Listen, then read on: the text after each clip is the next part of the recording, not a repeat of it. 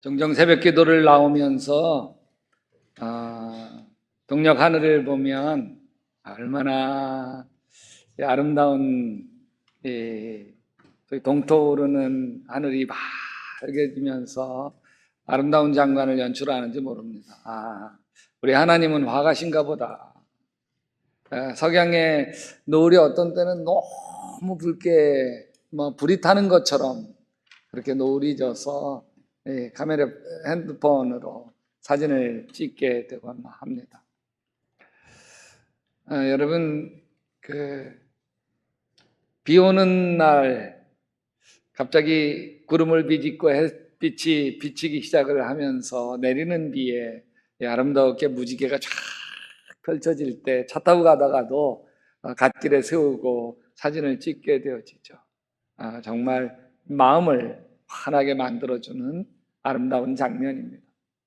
그럼 무지개는 성경이 우리에게 약속하신 것이기도 하죠. 하나님께서 무지개를 보여주면서 내가 다시는 노아의 홍수로 사람을 심판한 것처럼 그렇게 절대로 물로 심판하지 아니하리라 라고 하는 언약이 무지개 속에 담겨져 있습니다. 무지개뿐만 아니라 성경은 수많은 하나님이 우리에게 약속하신 그 약속을 담고 있습니다. 여러분, 우리가 성경을 신약과 구약으로 이야기하는데 구약은 하나님이 하신 옛 약속이고 신약은 하나님이 해주신 새로운 약속입니다. 이 하나님과의 약속이 글로 새겨진 것은 모세가 시내산에 올랐을 때였습니다. 시내산에서 이스라엘 백성들이 하나님과 언약을 맺습니다. 이스라엘 백성은 하나님의 백성이 되고 하나님은 이스라엘 백성의 하나님이 되어주시는 언약을 맺는 거죠. 그리고 십계명을 돌판에 새겨서 모세에게 주십니다. 그 하나님의 약속의 핵심이 오늘 말씀 예레미야서 31장 33절인데 같이 읽어볼까요? 내가 이스라엘 가문 언약을 세울 것이니 나는 나의 율법을 그들의 가슴 속에 넣어주며 그들의 마음판에 새겨 기록하여 나는 그들의 하나님이 되고 그들은 나의 백성이 될 것이다. 너는 내 백성이 되고 나는 내 하나님이 되리라. 이것은 혼인 서약과 같은 것입니다. 나는 내 남편이 되고 너는 내 아내가 되리라는 말과 같은 거죠. 서양 영화에서 남자가 여자에게 무릎을 딱 꿇고 반지를 건네면서 프로포즈를 하면 여자는 막 반짝반짝 뛰면서 얼마나 좋아하는지 모릅니다. 여러분, 지금 남편으로부터 어떤 프로포즈를 받고 결혼하셨나요? 하나님이 이스라엘 백성에게 프로포즈를 했고 이스라엘 백성을 신부로 삼는 특별한 약속을 맺었습니다. 그래서 믿음이란 하나님의 약속을 믿는 것입니다. 하나님은 아브라함에게 이렇게 약속하시죠. 내 씨가 하늘의 별처럼 많아질 거다. 내 씨가 바다의 모래처럼 많아질 거다. 네, 여러분, 그때는 그 약속을 받았을 때는 아브라함이 나이가 많은데도 할아버지인데도 자기 자식이 하나도 없을 때 그 약속을 받았습니다. 근데 참 하나님의 약속은 신실해요. 얼마나 신실한지 아브라함이 그 약속을 오래 참아 받게 되었는데 결과적으로 보면 지금 80억 인구 중에 기독교인들이 25억이고 이슬람이 18억 정도가 됩니다. 근데 여러분, 기독교나 이슬람이나 다 우리의 믿음의 조상은 아브라함입니다 라고 아브라함을 믿음의 조상으로 고백합니다. 이슬람도 그렇고 그러니까 인류의 절반 이상이 아브라함이 내 조상이다 이렇게 이야기하고 있으니까 여러분, 하나님의 약속이 얼마나 신실한지 볼 수 있습니다. 하나님의 약속을 믿고 사는 게 신앙생활입니다. 내가 하나님을 나의 하나님으로 받아들이는 순간 성경에 기록된 수많은 약속이 나와 하나님 사이에 맺어진 약속이 됩니다. 나는 하나님의 자녀가 되고 하나님은 나의 아버지가 되기 때문에 그렇습니다. 이건 변하지 않습니다.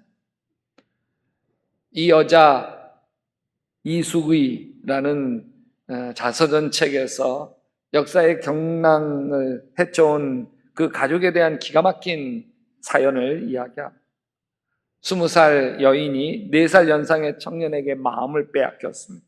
그 여인은 공주여자 사범학교를 졸업하고 국민학교, 소학교 교사로 있던 이숙의 선생님이었습니다. 그 청년은 좌익 청년 박종근이었습니다.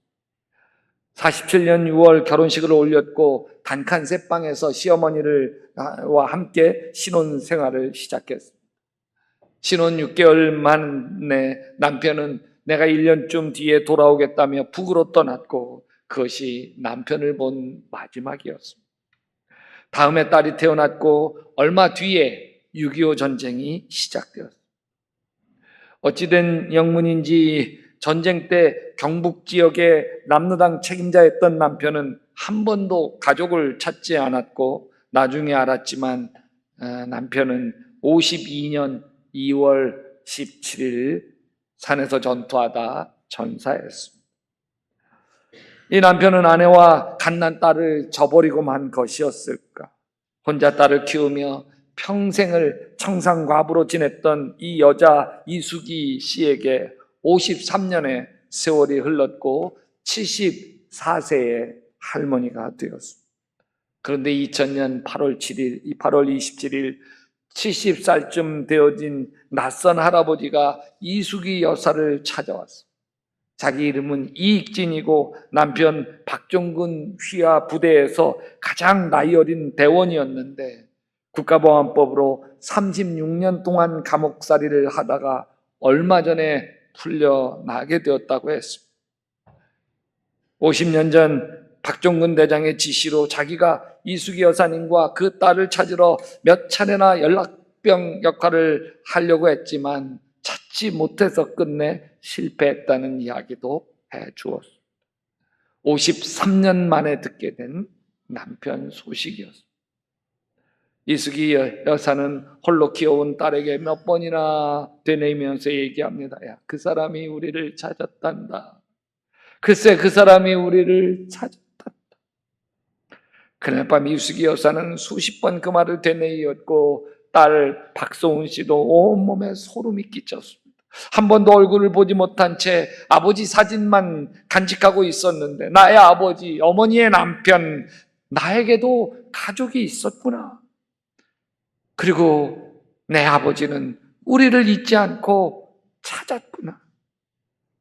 그 소식을 전해 들은 그날 밤 이숙이 여사는 74세의 나이로 평안하게 운명하셨습니다. 심장마비. 내 남편이 나를 잊지 않고 찾았구나. 그것을 확인하는 그 순간 한평생 혼자 살아온 외로움, 고달픔이 다 씻겨나. 하나님이 우리에게 약속하셨습니다. 내가 너를 잊지 않았다. 내 이름을 내 손바닥에 새겼다. 내가 너를 지명하여 불렀나니 너는 내 것이라. 이 변할 수 없는 약속이 예수님을 통해 우리의 심장에 새겨져 있습니다. 남자의 프로포즈에 여자가 예스 하는 순간 이제 둘은 남남이 아닌 가정을 이루고 자녀를 낳고 평생을 함께합니다. 하나님의 프로포즈에 우리가 예스 하는 그 순간 이제 하나님과 나는 남남이 아닌 하나님이 아버지가 되고 우리는 자녀가 되어집니다. 영접하는 자 곧 그 이름을 믿는 자들에게는 하나님의 자녀가 되는 권세를 주셨습니다. 예수님이 나를 위해서 십자가에 돌아가셨음을 인정하고 예수님을 마음의 주님으로 모시게 되는 순간 우리가 하나님의 자녀가 되어지는 순간, 만약 예수님이 여러분 마음에 계시지 않는다면 우리는 아직 구원받은 하나님의 자녀가 아닙니다. 죽어도 영원한 천국 백성이 아닙니다. 너희는 믿음 안에 있는가 너희 자신을 시험하고 너희 자신을 확증하라. 예수 그리스도께서 너희 안에 계신 줄을 너희가 스스로 알지 못하느냐? 그렇지 않으면 너희는 버림받은 자니라. 예수님을 영접한 사람이 하나님의 자녀입니다. 하나님이 하나님의 자녀가 되면 성경의 모든 약속이 나에게 해당되어지는 약속이 되어져. 우리가 예수 그리스도를 믿는다고 하는 것은 하나님의 약속을 믿는 거예요. 성경 66권은 모두 하나님이 우리에게 주신 약속 언약입니다. 내가 너희를 쉬게 하리라. 내가 나의 평안을 너희에게 주노라. 들어가도 복을 받고 나가도 복을 받게 하리라. 기도하고 구하는 것은 받은 줄로 믿으라. 아멘. 구하라 얻을 것이요. 아멘. 찾으라 찾아낼 것이요. 아멘. 문을 두드리라 열리리라. 너는 내게 부르짖으라. 나는 내게 응답하겠고 내가 알지 못하는 크고 비밀한 일을 내게 보이리라. 다 약속입니다. 여러분, 이 약속이 여러분 마음에 쑥 들어오지 않는 것은 아직 마음이 열리지 않았기 때문에 그렇습니다. 너희가 내 안에 머물러 있고 내 말이 너희 안에 머물러 있으면 너희가 무엇이든지 무엇을 구하든지 다 그대로 이루어질 것이다. 내가 주님 안에 들어가지 못하고 성경 말씀이 내 안에 거하지 못하는 이유는 내가 아직 의심하고 있기 때문에, 내가 아직 내가 처한 현실에 대해서 내 이성, 내 지식, 내 상식, 내 경험에 의존하고 있기 때문에. 예수님을 믿는다고 하는 것은 약속의 세계로 들어가는 거예요. 그건 놀라운 축복이에요. 여러분, 어떤 시련, 어떤 고난이 와도 하나님의 약속을 꼭 붙들 수 있게 되기를 바랍니다. 하나님을 사랑하는 나를 하나님은 결코 망하게 하지 않기 때문에, 네, 그렇습니다. 버리지 않기 때문에, 반드시 잘 되게 하시기 때문에. 이스라엘 백성은 이 약속을 믿는 믿음 하나로 바벨론 포로 시기를 견뎠고, 또 로마 식민지를 견뎠고, 독일 히틀러 유태인 대학살을 견뎠고. 근데 그 약속이 깨질 수 있어. 오늘 말씀에서 이렇게 얘기해요. 내가 그들의 남편이 되었어도 그들은 나의 언약을 깨뜨려 버렸다. 모세가 시내산에서 언약의 말씀을 십계명 돌판에 새겨서 돌아옵니다. 산 밑에 있던 백성들은 모세가 화염에 쌓인 시내산에 올라가서 40일 동안 내려오지 않으니까 죽었다 생각하고 자신을 인도할 금송아지 우상을 만들어서 섬기게 됩니다. 화가 난 모세가 십계명 돌판을 던지고 그 돌판이 깨지게 됩니다. 하나님이 약속을 깨뜨린 게 아닙니다. 언제나 인간 쪽에서 약속을 저버립니다. 여러분은 약속을 잘 지키고 있습니까? 프로포즈하고 결혼식을 올릴 때, 건강할 때나 병들 때나 부유할 때나 가난할 때나 한결같이 사랑하겠다고 한 결혼 약속을 잘 지키고 있습니까? 여러분, 태중에 아이가 있을 때, 또 이 아이가 태어날 때, 아이야, 내가 너를 늘 행복하게 해주마. 너를 사랑과 기도로 축복으로 잘 키워주마.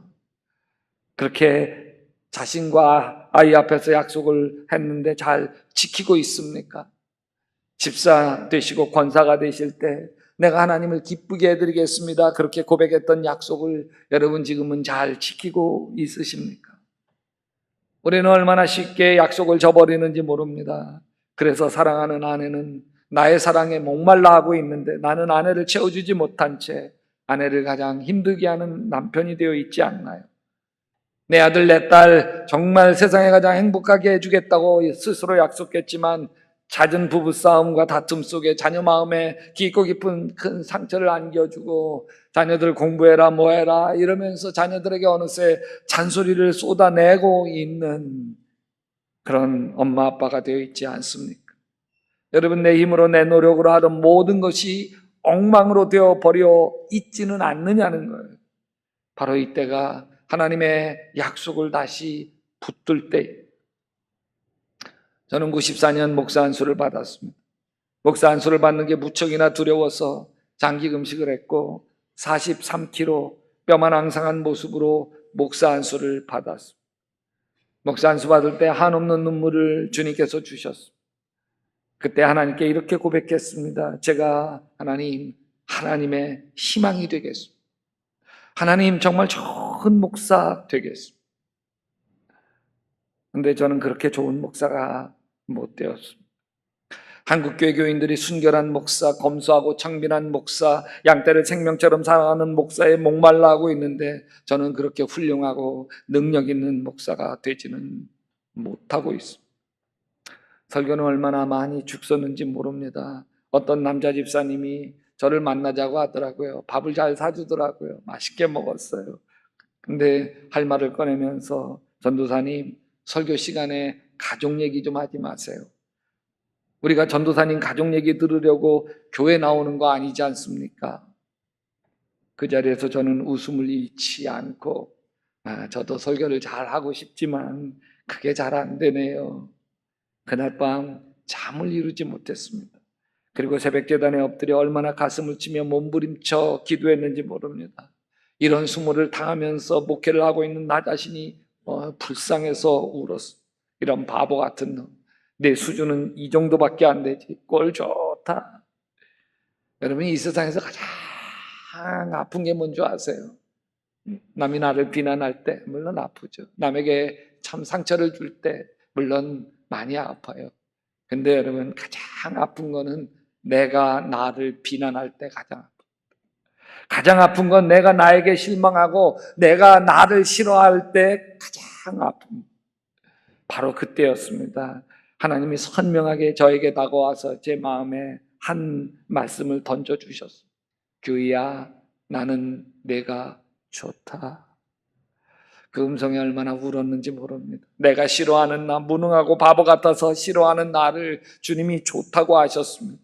나는 나에게 실망하고 있는데 그러나 나를 사랑하시는 하나님 아버지는 내가 싫어하는 나를 실망하지 않고 있으셨어요. 저는 약속을 어깁니다. 혈기도 있고 분심도 있고 적당히 이기적이기도 합니다. 하나님 앞에 좋은 목사 되겠다는 약속을 저는 날마다 어기며 살아갑니다. 하지만 나를 사랑하시는 하나님은 저와 약속을 한 번도 어긴 적이 없습니다. 내가 넘어질 때마다 찾아오셨습니다. 여러분, 내가 10번 넘어지면 11번째 찾아오셔서 일으켜주시고 100번 넘어지면 101번째 찾아오셔서 저를 일으켜주셔서 기어코 하나님이 쓰시는 하나님의 사람으로 저를 빚어주셨습니다. 사단은 끊임없이 이쪽 귀에다 대고 속삭입니다. 넌 가짜야, 넌 사꾼 목자야, 너 게으르잖아. 그러나 주님은 나에게 이렇게 이야기합니다. 규희야, 나는 네가 좋아. 너는 나의 희망이다. 나는 너에게 한 번도 실망한 적이 없다. 내가 너를 사용하리라. 야곱은 돌베개를 베고 광야에서 잠을 자다가 사닥다리에서 천사가 오르락내리락 가는 가운데 하나님을 만납니다. 꿈속에서 깨어난 야곱이 이렇게 이야기하죠. 주님께서 분명히 이곳에 계시는데도 내가 미처 그것을 몰랐구나. 그러면서 하나님 앞에 세 가지를 서원합니다. 하나는 하나님이 나의 하나님 되게 하겠습니다. 두 번째, 내가 돌베개 베도 자던 이 돌을 기초로 삼아 성전을 세우겠습니다. 세 번째, 11조를 하나님 앞에 드리겠습니다. 약속을 합니다. 근데 여러분, 이 야곱이 하나님께 서운한 그 세 가지를 지켰다고 하는 기록은 성경에 한마디도 없어요.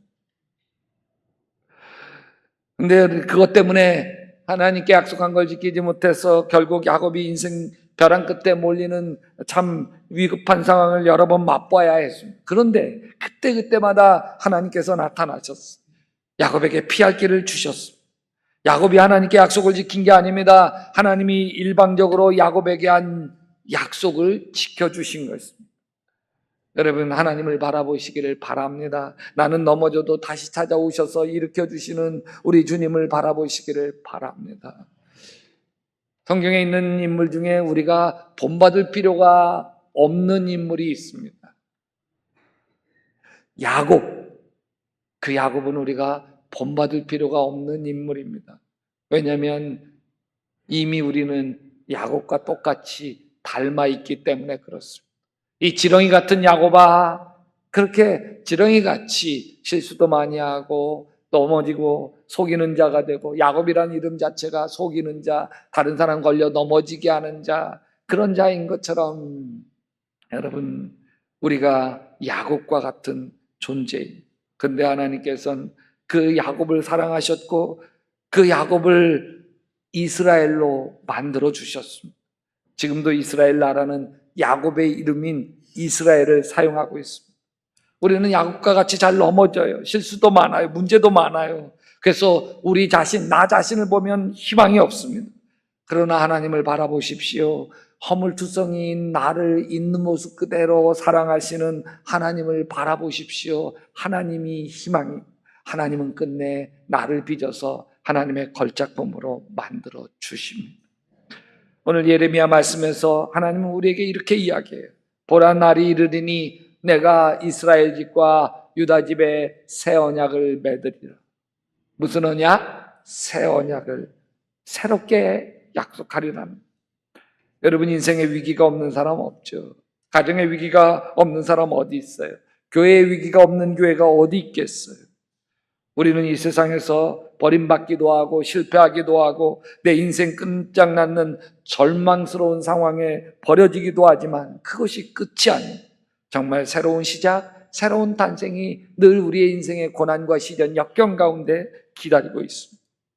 여러분, 인생에 어떤 위기, 고통이 다가와도 우리가 견디고 승리할 수 있는 이유는 우리는 하나님의 약속을 붙들고 살기 때문에 그렇습니다.